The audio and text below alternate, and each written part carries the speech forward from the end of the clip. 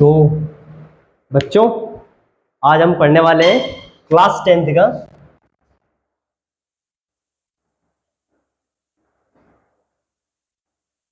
Chapter light. कौन सा chapter हम डिस्कस करेंगे आज? लाइट। ठीक है, तो ये सीबीएसई बोर्ड का है बेसिकली। अगर मैं बता दूं आपको, इसमें कुछ एस्पेक्ट्स हम कुछ टॉपिक्स हम कवर अप करेंगे इस लेक्चर में, और उसके बाद हम नेक्स्ट लेक्चर में कुछ फर्दर हम टॉपिक्स कवर अप करेंगे। ओके, तो पहला है लाइट। लाइट बेसिकली है क्या? अगर मैं आपकी लाइट के बारे में बात करूं तो लाइट है क्या एक्चुअल में, ये बताइए पहले आप। एक छोटा सा क्वेश्चन है मैं आपसे, कहेंगे सर एक तो वर्ड है सर जिसका मतलब तो सोचेगा पहले लोग, हाँ ये वो दिस दैट, ठीक है। बट लाइट एक्चुअल में ये है कि वैसे चीजें जो कि हमें आपको देखने में मदद कर रही है और आपको मुझे आपको देखने में मदद कर रही है। ये सब कमाल किसका है? लाइट का, है ना। बेसिकली लाइट अब है क्या? Light is a form of energy. क्या ये?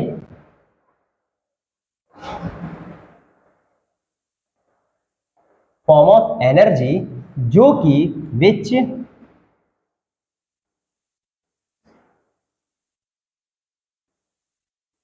क्या करता है हमें?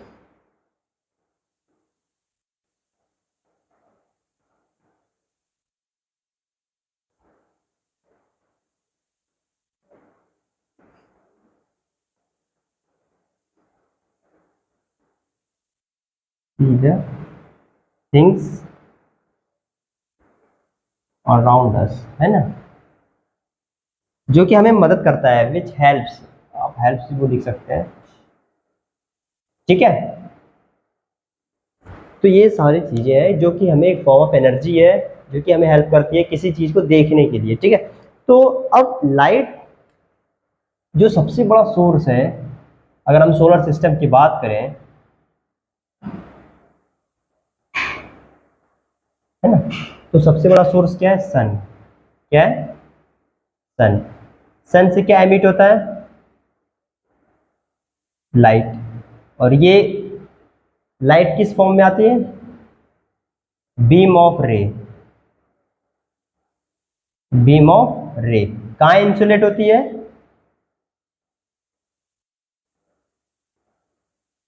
अर्थ पर। देख रहे हैं आप, सन से लाइट डायरेक्टली एमिट होती है और कहाँ पे आ रही है? अर्थ पर। तो ये लाइट बेसिकली कैसे ट्रेवल कर रही है? एक बीम ऑफ रे। बीम ऑफ रे क्या होता है? सेट ऑफ रे।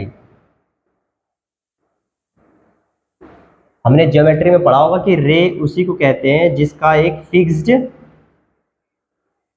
एंड पॉइंट हो एंड अनदर पॉइंट क्या होना चाहिए? एंडलेस। ठीक है, तो हम इसको कैसे शो करते थे? इस तरह, है ना। अगर हम इसको लिख भी दें तो ए बी एरो, ये होता है एक लाइट। ठीक है, तो सारा काम आज हम सीखेंगे कि लाइट की क्या वैल्यू है, क्या है इसकी इंपॉर्टेंस, क्या है ना। ये लाइट से ही अब जो भी इमेजेस फॉर्म हो रही है, जो भी हम एबल है कि हम किसी चीज को देख पाए, वो सब चीज लाइट का कमाल है, ठीक है। अब बेसिकली अगर हम बात आए तो ये लाइट हम, ठीक है लाइट भी है, और दूसरा इंपॉर्टेंट चीज क्या है जो कि हमें मदद करती है देखने के लिए किसी चीज को? वो है ह्यूमन आई। ठीक है,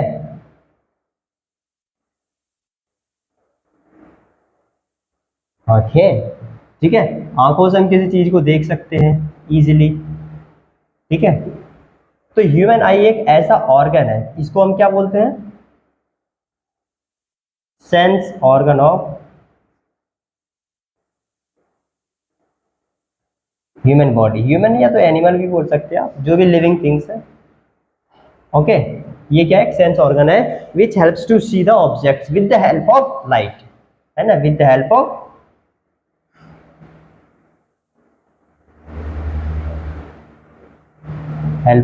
लाइट।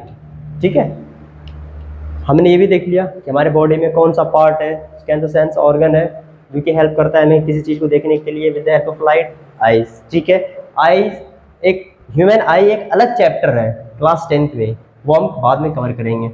तो अब बात आती है लाइट की। तो लाइट में अब ये एक फॉर्म का एनर्जी था, हमने ये भी देख लिया। अब हम बात आते हैं कि सर हमें चीज़ें दिखाई कैसे देती है, इज़न्ट इट? चीज़ें हमें दिखाई कैसे देती है, जैसे आप हमें कैसे देख पा रहे हैं, आप किसी वीडियो को कैसे देख पा रहे हैं, आप किसी भी चीज़ों को कैसे देख पा रहे हैं। यस, आप सही सोच रहे हैं, वो है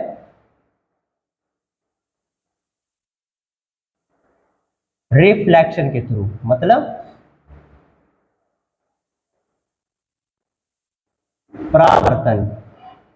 ठीक है, रिफ्लेक्शन क्या होता है? एक जिसमें आई वन लग जाता है वो तो नाउन होता है बेसिकली, अगर मैं वर्ड की बात करूं। ठीक है, एक प्रोसेस हो जाता है जिसके थ्रू अगर रिफ्लेक्शन, जैसे कि हम बात करें रिफ्लेक्शन को समझने से पहले हमें ऑब्जेक्ट के विषय में समझना चाहिए। क्या? ऑब्जेक्ट। अब ऑब्जेक्ट कितने टाइप के होते हैं बताइए? ऑब्जेक्ट बेसिकली कितने टाइप के होते हैं? 3 टाइप के। कौन कौन से? पहला होता है ट्रांसपेरेंट, ट्रांसल्यूसेंट और ओपेक। जो अलाउ करती है लाइट के बेसिस पे, फंडामेंटल इसका प्रिंसिपल ये है कि जो भी लाइट किसको किसको पास करने दे रही है। अब जैसे ट्रांसपेरेंट की बात करें, एक ग्लास की, उसमें अगर एक टम्बलर ले लेते हैं हम, ठीक है, अगर हम कोई लाइट पास करते हैं तो हमें दिखता है कि क्रॉस कर जा रहा है इजीली। ठीक है, इजंट इट? ब्लैंक है फिर भी, इसमें कुछ भरा नहीं है। ये होता है ट्रांसपेरेंट, जिसके थ्रू वैसा object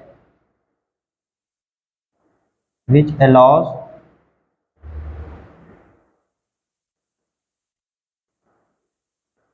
the light pass to pass from one side to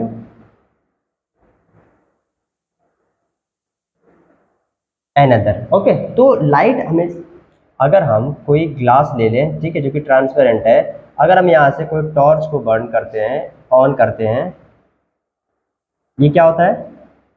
light इसका क्रॉस कर जाएगा। ये कौन सा ऑब्जेक्ट हो गया? ये इसी ऑब्जेक्ट का नाम क्या हो गया? Transparent object. ठीक है, ट्रांसपेरेंट ऑब्जेक्ट हो गया। ये स्विच है, स्विच ऑन कर दिया हमने। अब बात आती है ट्रांसल्यूसेंट का। वैसा ऑब्जेक्ट, देखिए यहां पर कैटेगरी करना पड़ेगा। फुल्ली पास लाइट होता है, फुल्ली लाइट पास, ठीक है, रुकता नहीं है थोड़ा सा भी। अब इसमें ट्रांसल्यूसेंट की बात करते हैं। क्या ट्रांसल्यूसेंट में क्या होता है? वैसा ऑब्जेक्ट जो कि पार्शियली लाइट को पास करने दे। कैसा? पार्शियली, मतलब थोड़ा थोड़ा। कैसा बच्चों? थोड़ा थोड़ा पास करने दे। जैसे कि अगर हम घिसा हुआ कांच ले लें, क्या घिसा हुआ कांच, ऑयल पेपर है ना, हम रबिंग ग्लास ले लेते हैं, तो ये क्या करता है? जब हम उससे लाइट क्रॉस करते हैं तो थोड़ा सा आपने देखा होगा कि ऐसे ऐसे ऐसे ऐसे ऐसे ऐसे ऐसे ऐसे पार्ट बन जाता है। ठीक है, तो उसमें से कुछ प्रॉब्लम्स आ जाती है जिसके थ्रू जो लाइट जितनी पास होनी चाहिए थोड़ी थोड़ी पास हो पाती है। यहाँ तो प्रॉपर लाइट आ रही है एक सरफेस पर, दूसरे सरफेस पे क्या दिखता है कि थोड़ा थोड़ा लाइट पास कर सकती है, बट थोड़ा थोड़ा पार्शियली बोलते हैं इसको। क्या? Partially cross the light, cross the object. ठीक है, इससे क्या हो रहा है? थोड़ा थोड़ा लाइट पास हो रही है। इसको क्या, कौन सा ऑब्जेक्ट बोलेंगे? Translucent, translucent. ओके, अब बात आती है तीसरा ऑब्जेक्ट के विषय में, वो क्या है? ओपेक। क्या? ओपेक। अब ओपेक वैसा ऑब्जेक्ट होता है जिसके थ्रू लाइट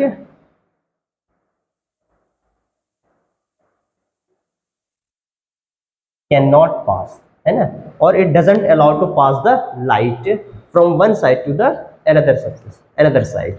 ठीक है, कैसे? अब मान के चलिए कि मैं यहाँ पर एक टॉर्च ऑन कर दिया हूँ और इसके सामने मैं अपना क्या रख दिया,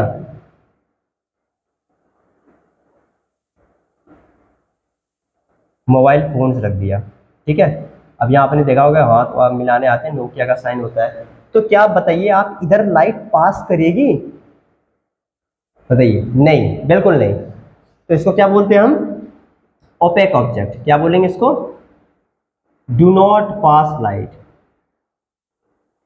या doesn't allow to pass light, उसको क्या बोलेंगे? Opaque object. ठीक है, ये था हमारा कि कौन सी ऑब्जेक्ट कैटेगराइज करने पर किसके किसके on the basis of the light. ठीक है, कि कौन लाइट को पास करने दे रहा है और कौन लाइट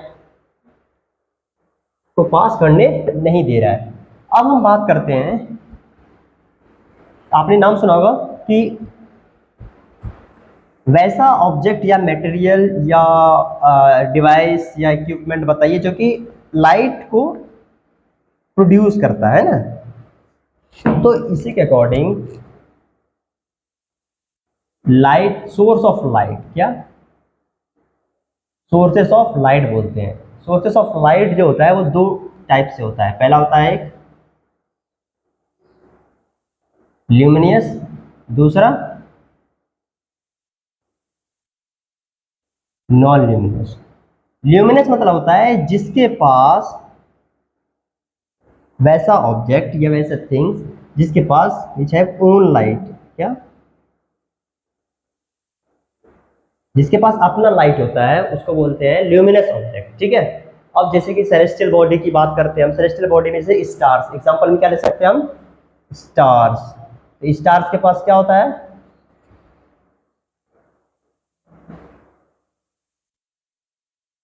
अपना लाइट होता है। ठीक है ना, क्योंकि ये स्टार्स जो बनाता है बेसिकली गैसेस से बना होता है। जब कोलिजन होता है तो उसकी में स्पार्किंग होती है, उसके अकॉर्डिंग ये लाइट एमिट करता है। और मैं आपको एक जानकारी के लिए बता दूं इन्फोबिट के फॉर्म में कि जितनी लेंथ होती है हमारे distance from the earth to the star, ठीक है, उतना ही टाइम लगता है हमें क्या इसको यहां तक अर्थ तक इसकी लाइट अर्थ तक पहुंचने में उतना ही टाइम लगता है। मतलब कि अगर मैं बात करूं कि सर एक तो इसका जो डिस्टेंस है लाइट का, इसमें से एक टर्म निकल के आ गया, वो क्या है? कैसे मेजर करते हैं सर? मीटर में, किलोमीटर में? नहीं, किलोमीटर तो छोटा हो गया, बहुत ही छोटा हो गया वो। तो हम इसको मेजर करते हैं लाइट ईयर्स में। किसमें बच्चों? लाइट ईयर्स में। ठीक है, तो एक थोड़ा सा टॉपिक है, टॉपिक नहीं, एक छोटा सा एग्जांपल बता दे रहा हूँ। एक लाइट ईयर्स इक्वल टू बराबर, बच्चों बताओ क्या होता है?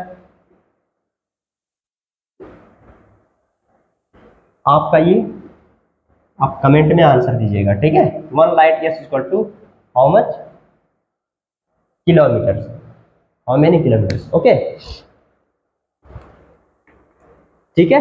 अब ये होता है ल्यूमिनस, नॉन ल्यूमिनस की बात कर रहे थे हम। ल्यूमिनस में जिसके पास अपनी लाइट हो वो ल्यूमिनस कहलाता है। एग्जांपल में स्टार्स मैंने बताया, बेसिकली सन, क्या सन भी एक स्टार है। ठीक है, जो कि nearest star of the earth है। ठीक है, अब नॉन ल्यूमिनस कैसा है? जिसके पास अपनी light don't have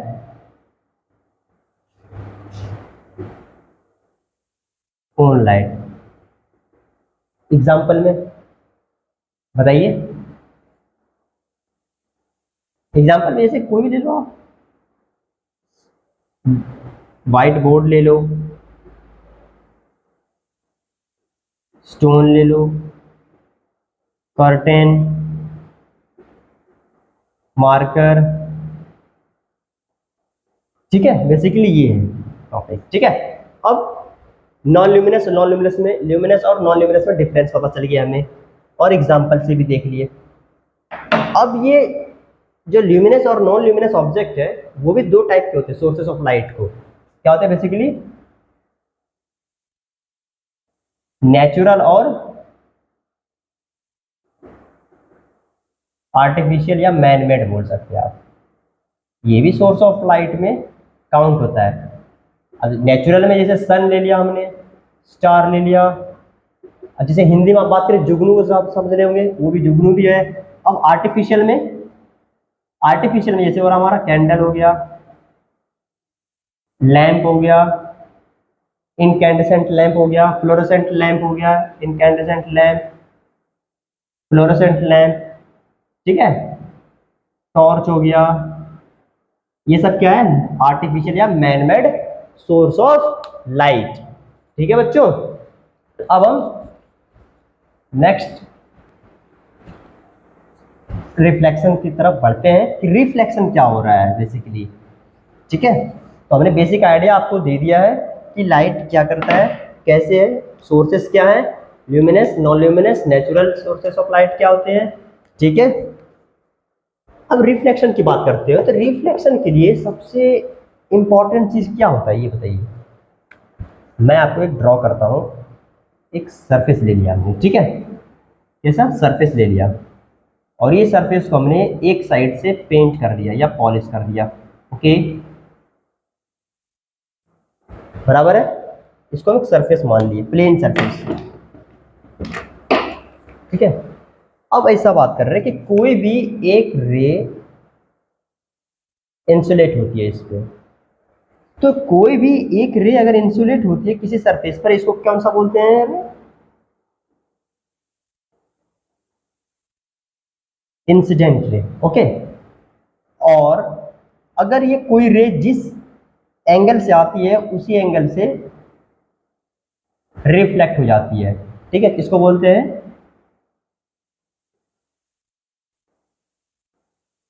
reflected ray. ठीक है, अब इस दोनों के बीच में एक हम परपेंडिकुलर इमेजिनरी लाइन अगर ड्रॉ कर दें, ये क्या कहलाता है? नॉर्मल। ये क्या कहलाता है? नॉर्मल। ठीक है, बेसिकली हम रिफ्लेक्शन के प्रिंसिपल को समझ रहे हैं कि कैसे हो रहा है ये। अब इसका एक रिफ्लेक्शन का लॉ है क्या?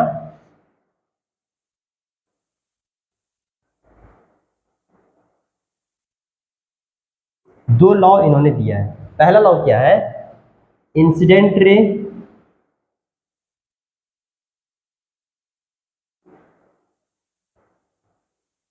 रिफ्लेक्टेड रे नॉर्मल, तीनों किस पे होना चाहिए? सेम एक्सिस पर होना चाहिए और सेम पॉइंट से पास होना चाहिए। ठीक है,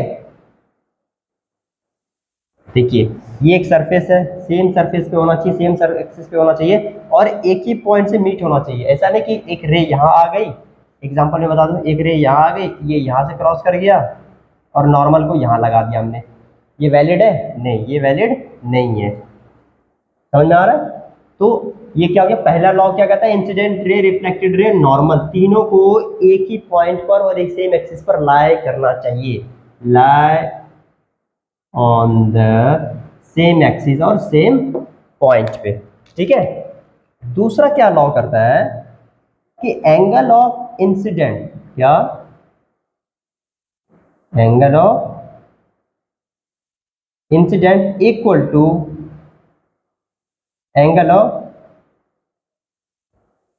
रिफ्लेक्शन। तो आप कहोगे सर एंगल ऑफ इंसिडेंट ये क्या, ये टर्म नया नया कहां से आप ला दिए आप, है ना, ये टर्म कहां से ला दिया आप? तो मैं आपको इसको कंफर्म क्लियर कर दूं कि जो एंगल बिटवीन आपको पता है एंगल फॉर्मेशन के लिए दो रे होना चाहिए और एक या तो वो एक पॉइंट से एमिट हो या तो एक पॉइंट पर आकर के इमर्ज हो या डाइवर्ज हो। ठीक है, ये दो रे हमें इंपॉर्टेंट है एक रे बनाने के लिए, एक एंगल फॉर्मेशन के लिए। ठीक है, तो बच्चों the angle between incident ray and normal called as the incident angle and the reflected angle। हम इसको reflected angle कैसे बोलेंगे बताओ? reflection, the angle between reflected ray and the normal is known as the reflected angle। बढ़िया, शाबाश, angle of reflection भी बोल सकते हैं आप इसे। ठीक है, तो यहां पर लिख दो एंगल ऑफ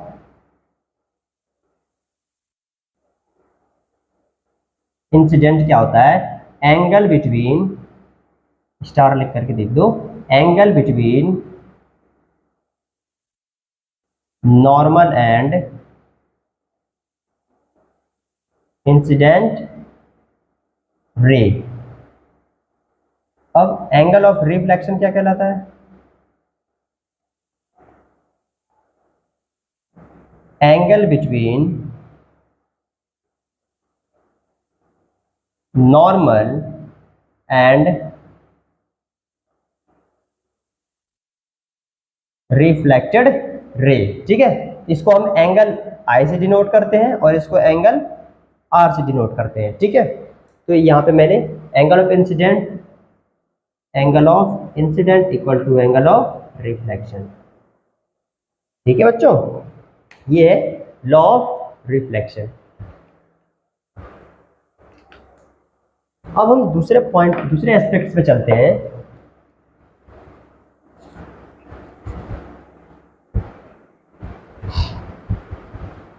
अब बात आती है, हमने सर ये तो देख लिया सारा चीजें, ये हुआ angle of incident, angle of reflection. ठीक है, ये सरफेस, रिफ्लेक्टेड सरफेस, क्या बोलते हैं इसको, रिफ्लेक्शन सरफेस। ये क्या होता है, पॉइंट बोल दीजिए आप, या तो इसको पोल बोल दीजिए, कोई पॉइंट ओ ले लीजिए नाम। ठीक है, तो नाम न्यूमेरिकल करने के लिए बहुत ही इंपॉर्टेंट होता है न्यूमेरिकल करना, बिकॉज कि हम बाद में इसे रिप्रेजेंट कर सकते हैं किसी भी ग्राफ में, किसी भी इमेज को फॉर्मेशन करने में। तो ये हो गया एक बेसिक फॉर्म कि एंगल इंसिडेंट कैसे होती है, रिफ्लेक्ट कैसे होती है, एंगल ऑफ इंसिडेंट क्या होता है, एंगल ऑफ रिफ्लेक्शन क्या होता है, नॉर्मल क्या होता है। ठीक है, अब हम बात करते हैं इसके मेन कंटेंट के विषय में, वो है मिरर। ठीक है, जितने भी मिरर हैं बेसिकली, अब कॉन्सेप्ट किसका आता है, मिरर का।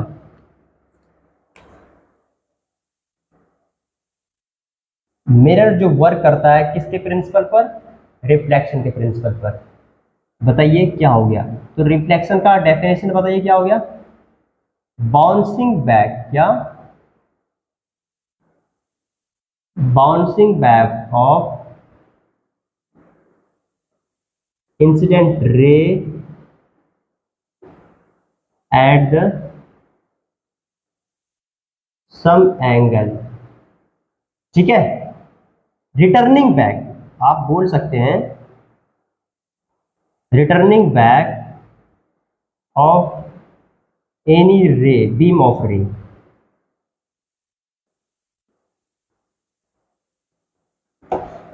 ठीक है, इसी के रिफ्लेक्शन से हम किसी चीज को इजीली देख पाते हैं। हम तभी कैटेगराइज कर पाते हैं कि कोई ऑब्जेक्ट का नेचर,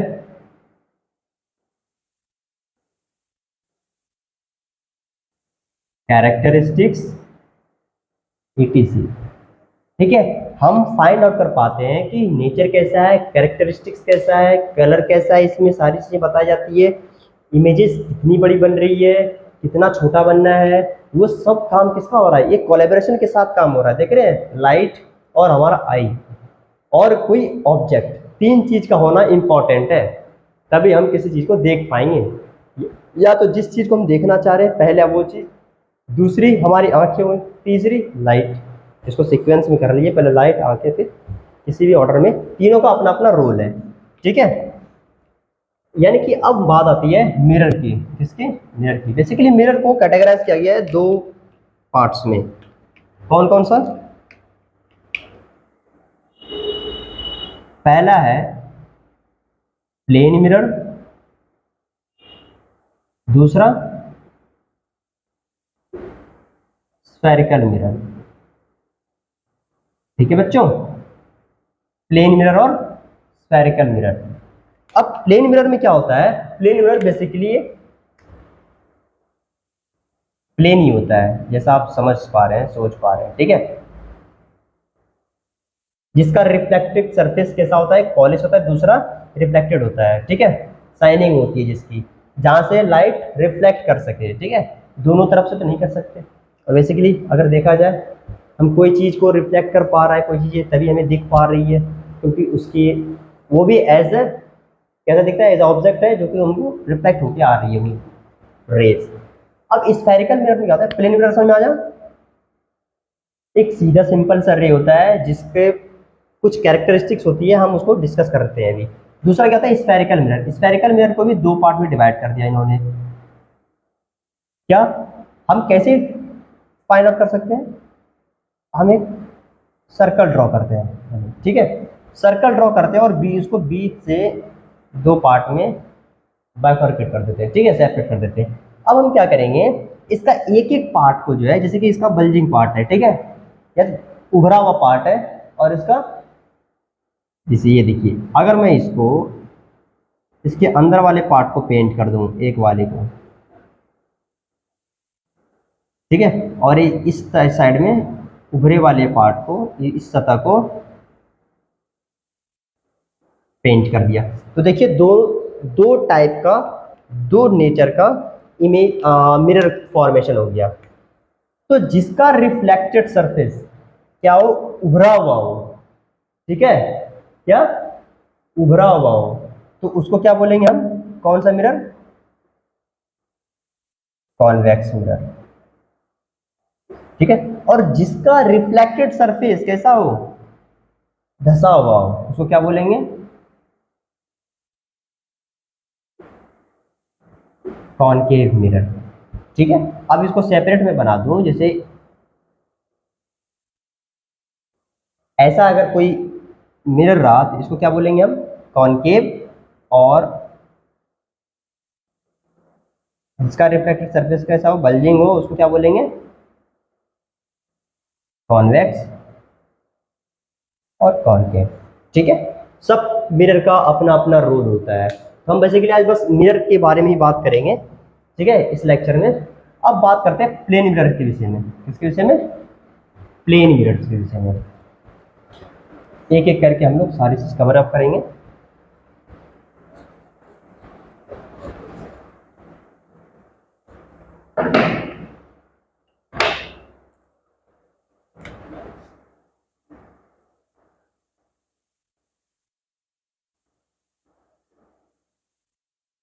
प्लेन मिरर क्या होता है, चलिए हम उसको प्रैक्टिकली देखते हैं। हम क्या, हमने एक प्लेन मिरर ले लिया, ये क्या है, कोई सतह है, एक पार्ट हमने इसका पेंट कर दिया, ठीक है, हमने मिरर ले लिया, जो आपके घर पे मिरर है भी बेसिकली वो क्या है, प्लेन मिरर है भी, ठीक है। अब क्या कर दिया हमने, एक किसी ऑब्जेक्ट को या किसी भी, मैंने एक बॉटल ले लिया, क्या,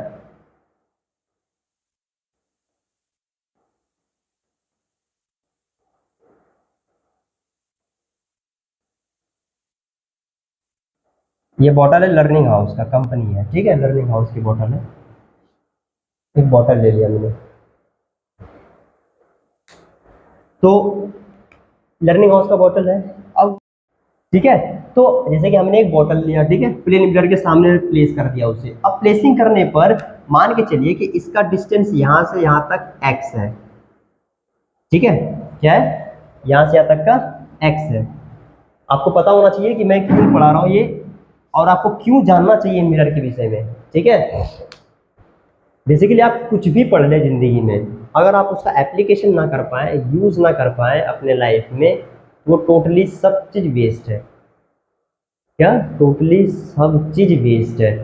तो प्लीज ट्राई टू अंडरस्टैंड कि whether whatever you are learning from anywhere, okay, and whatever, तो just try to implement in your life and just see, just practice, just have some experience, just do the experiment, ठीक है। जो dangerous हो, hazards हो, so don't apply on your life, okay, don't do this, but जो possible है तो please एक mirror उठाइए, उसके सामने एक कुछ बॉटल रख दीजिए या कुछ एक ऑब्जेक्ट रख लीजिए जो उससे छोटा हो, जिससे हम क्लैरिफाई कर पाएँ, क्योंकि हमारे पास बड़ा इमेज मिरर तो होगा नहीं हमारे घर में, और कहीं फूट गया तो समझ सकते हैं आप, हम लोग फूट जाएंगे फिर घर में, है कि नहीं।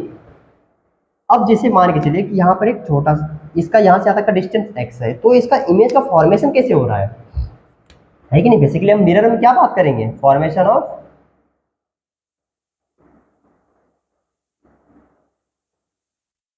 इमेजेस, है कि नहीं। अब क्या होता है कि अगर कोई भी रे यहां से अगर परपेंडिकुलर किसी भी सरफेस पे जाती है, रिफ्लेक्टेड सरफेस से, तो वो उसी रास्ते पे रिटर्न बैक हो जाती है। क्या रिटर्न बैक हो जाती है।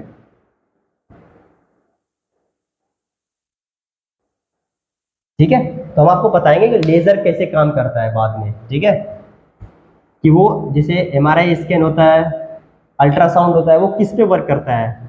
ठीक है, रेडिएशंस पे वर्क करता है। तो रेडिएशंस कैसे कैपेबल हो सकता है कि हमारे बोन्स को जैसा शेप है वैसे ही हमें दिखाता है, वो भी बात करेंगे। वो भी लाइट का ही पार्ट है, मैं आपको बाद में बताऊंगा सारी चीज़ें। ठीक है, तो फॉर्मेशन ऑफ इमेजेस के लिए क्या इंपॉर्टेंट है, पहले तो बीम ऑफ रे,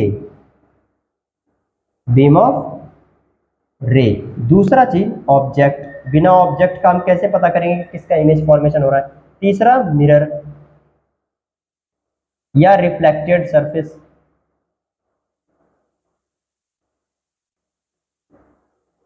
ठीक है बच्चों, और चौथा बताइए लाइट,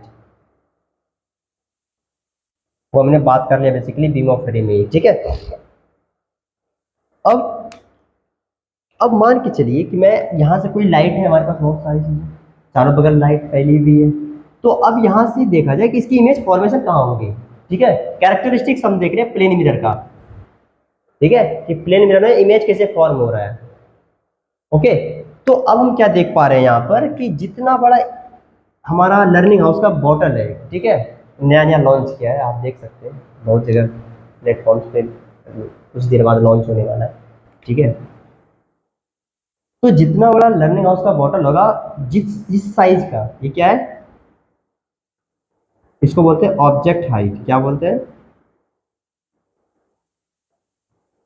तो जितना ऑब्जेक्ट का हाइट होगा, साइज होगा, उतना ही बड़ा इमेज का भी फॉर्मेशन होगा। सेम एज द, अगर मैं इस साइड लिख दूं कैरेक्टरिस्टिक्स, क्या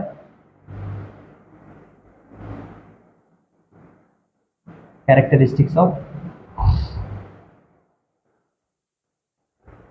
प्लेन मिरर का, तो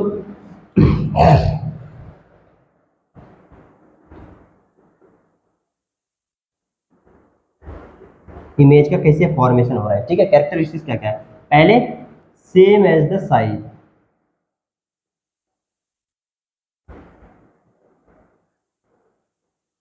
ठीक है, पहला चीज हो गया। दूसरा सर इतना ही बड़ा होगा, मगर पता है बनेगा कहां पर, बताइए, मिरर के पीछे कहां बनेगा,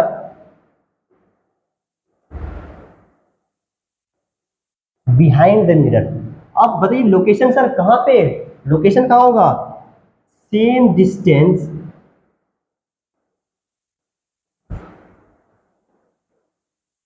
फ्रॉम द सरफेस। ठीक है, जैसे कि अगर यहां से प्लेस किए हम x सेंटीमीटर पर, तो यहां से यहां तक का डिस्टेंस भी कितना होगा, जो x सेंटीमीटर ही होगा। इसका मतलब है ये इमेज का फॉर्मेशन भी कहां बनेगा, नहीं बनेगा। अब आप ये मत कहिएगा कि सर ये यहाँ पतला था यहाँ मोटा हो गया, दूध पी लिया क्या, ये ऐसा बात नहीं है। ठीक है, तो मैं आपको बता दे रहा हूँ कि ये क्या है, सेम डिस्टेंस पे सेम हाइट का। ठीक है, ये हमारा कैरेक्टरिस्टिक बिहाइंड द मिरर बनेगा। और कैसा बनेगा ये, हमेशा याद रखिएगा, इमेज जो बन रहा है ये इरेक्टेड है। कैसा है, इरेक्ट है। इरेक्ट मतलब सीधा, इरेक्ट मतलब सीधा। और जो इमेज सीधा बन गया वो कैसा होगा, ऑलवेज वर्चुअल। कैसा होगा, वर्चुअल। थोड़ा सा आपको ग्लिम्स कर दे दें कि इमेज जो होता है, एक छोटा सा आपको फैक्ट बता दूं कि जो भी इमेज इरेक्ट होगा, ठीक है, वो हमेशा क्या होगा, वर्चुअल होगा। जो इमेज इन्वर्टेड होगा वो क्या होगा, हमेशा रियल इमेज होगा। ठीक है, अब आप बताएंगे कि सर ये वर्चुअल और रियल इमेज क्या है। वर्चुअल इमेज को हम कभी भी कैमरे पर नहीं ला सकते हैं, प्रिंट वो स्क्रीन नहीं करवा सकते हैं, स्क्रीनिंग कभी नहीं करवा सकते हैं। ठीक है, मगर रियल इमेज को स्क्रीनिंग करवा सकते हैं, जैसे कि कैमरा, कैमरा क्या होता है, रियल इमेज फॉर्म करता है वो। ठीक है, और मिरर, मिरर को हम कभी स्क्रीनिंग नहीं करवा सकते उसमें, है ना, तो वो क्या है, वर्चुअल इमेज। और कैमरा में क्या है, कैमरा में इजीली हम ये यूज कर सकते हैं, रियल इमेज होता है, बनता है। ठीक है, तो हमारा ये हो गया ये कैरेक्टरिस्टिक था कुछ प्लेन मिरर्स का। कुछ रह गया हो तो आप हमें कमेंट करिएगा। ठीक है, अब बात आती है स्फेरिकल मिरर्स की। बस कुछ देर में स्फेरिकल मिरर्स का पार्ट समझ के